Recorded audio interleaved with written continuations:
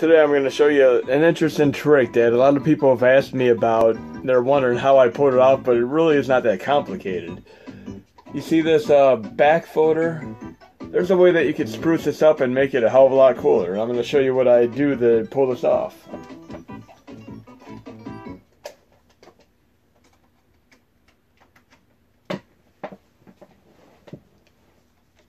So I'm switching over to the computer. Now I'm going online. I found a Doctor Who TARDIS, and I'd like that to be my back icon. So I'm just going to save that image to my computer. And I have it in a folder. If you go into your Hacksheet directory, specifically the folder images folder, you'll notice this folder back ping right there. And I made a backup of it right next to it in case I need to revert back to it. But basically what you're going to want to do is first you need to be in ping format. It's recommended to be in ping format. I'm going to open this JPEG with Paint, which is on most computers to begin with. And I'm going to go to the top left and just save it as a ping. Now that that's saved as a ping, the name of the folder back ping is what I want it to be.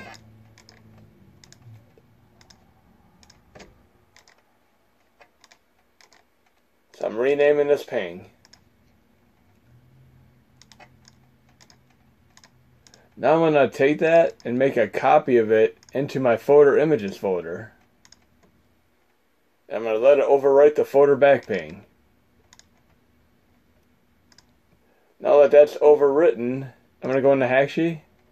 And obviously to get the back icon, you're going to want to have folders. So you're going to have to go to Settings, Pages Folder Structure, Custom Show Folders Manager every time. Then you can have your folders set up, and I have just two folders there, and I have an icon on both of them. I'm going to flash this over, and if everything worked out well, we should have a TARDIS from Doctor Who as our back icon. And I'm going to do one little test after this for a second icon and see which I prefer between the two. But you could technically do this with any of these folders if you use them in your flashes. So we're going to switch over to the SNES Classic and see if it transferred properly.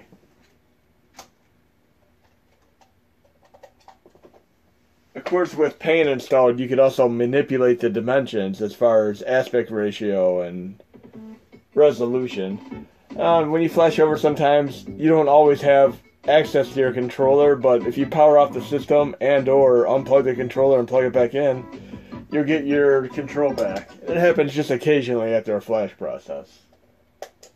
So I powered the system off, powered it back on. Now I should be able to see my icon, and it should be a Doctor Who TARDIS.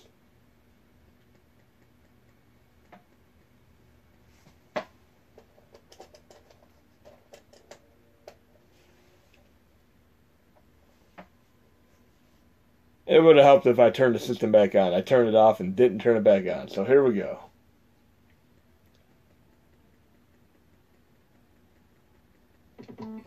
So I'm in a random folder here. And I'm going through my games. And what if I want to get out of here? We have the Doctor Who TARDIS as my escape route. Kind of cool.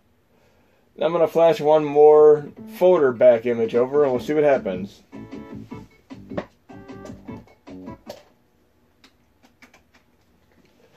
And the one I've been using is the Mario 64 door. That's been my favorite one to use thus far.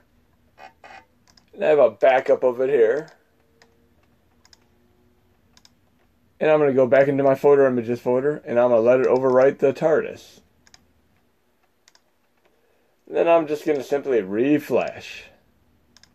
And let everything stay as is.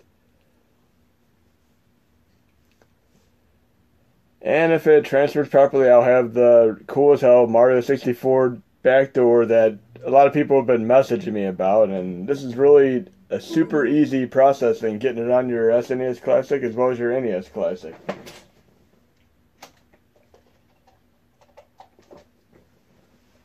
So hopefully I'll have controller support without having to power it off and back on. But I'm used to it by now. I've done so many flashes. So I have it right away. I'm going into my unsorted folder again. la da da, looking through the games, and now I have this cool as hell Mario 64 backdoor, which is definitely my favorite icon that I've been using for the backdoor. But hope this helps you out, and hope you enjoyed the video, and there'll be more to come.